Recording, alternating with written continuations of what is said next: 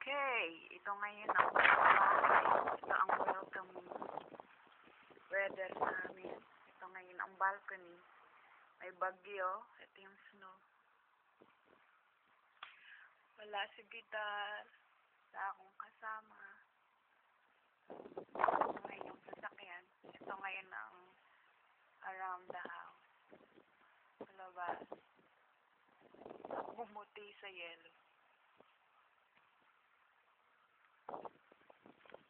Yan sa may hagdan. Ito yung balcony pagpasok dito. Hindi ganong mayelo. Yan. Makita yung yan. Harap. Nice for snow.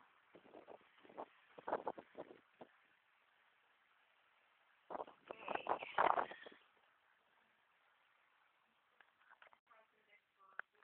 Okay. Ito ang bintana. Wala pang cortina, hindi pa tapos. Ayan. Nag-disembark pa lang. Unpacking. Ayan. Kagigising ko lang. Tapos na akong balita. So, kakita ko sa inyo ngayon yung labas kung gaano katindi ang snowstorm. May blizzard. Ayan. Dito, yan, dapat dito matatanong mo yung ocean. Yan, yung area na yun. Ocean, supposed to be yan. So, today, because of the bad weather, wala tayong makita kahit konti. Yan.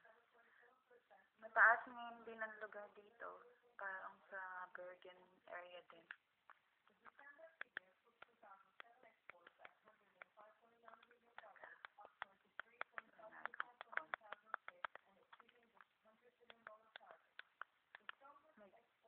Malabo kasi nasa bintana ako.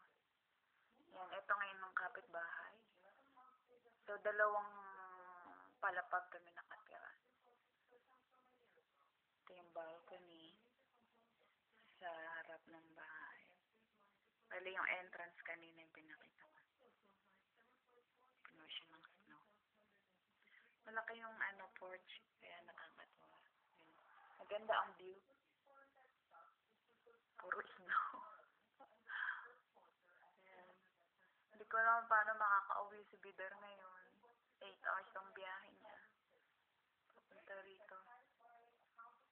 Sabagay, dito lang naman sa area na to ang snowing. Pero kalahati ng travel, okay lang.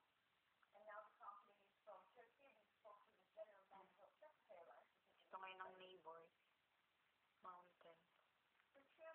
Wala tayong makita kahit kaunti pa.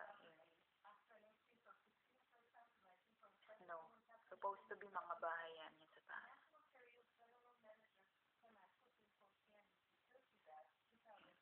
Walang mga batang pwedeng maglaro ngayon dahil malakas ang storm.